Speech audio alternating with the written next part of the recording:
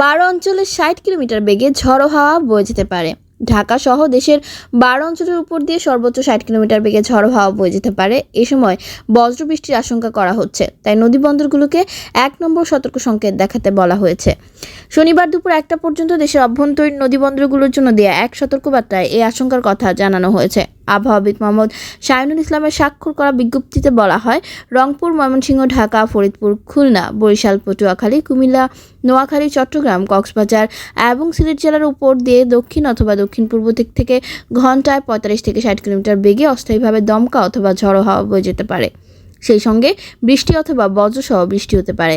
আবহাওয়া অফিসের অপর এক বিজ্ঞপ্তি অনুযায়ী মৌসুমী বায়ু বাংলাদেশের উপর সক্রিয় এবং উত্তর বঙ্গোপসাগরে মাঝারি থেকে প্রবল অবস্থায় রয়েছে। এই পরিস্থিতিতে আজ শনিবার রংপুর, ময়মনসিংহ, চট্টগ্রাম ও সিলেট বিভাগের অধিকাংশ জায়গায় এবং ঢাকা, রাজশাহী, খুলনা ও বরিশাল বিভাগের অনেক জায়গায় অস্থায়ীভাবে দমকা হাওয়া সহ হালকা থেকে মাঝারি ধরনের বৃষ্টি, বজ্রসহ বৃষ্টি হতে পারে। সেই সাথে রংপুর, ময়মনসিংহ, চট্টগ্রাম ও সিলেট বিভাগের কোথাও কোথাও মাঝারি ধরনের ভারী থেকে অতি ভারী বর্ষণ হতে পারে। দেশের বিভিন্ন স্থানে ঝড় বৃষ্টি ও ভারী বর্ষণের প্রবণতা সোমবার সন্ধ্যা পর্যন্ত অব্যাহত থাকতে পারে বলে ধারণা করা হচ্ছে।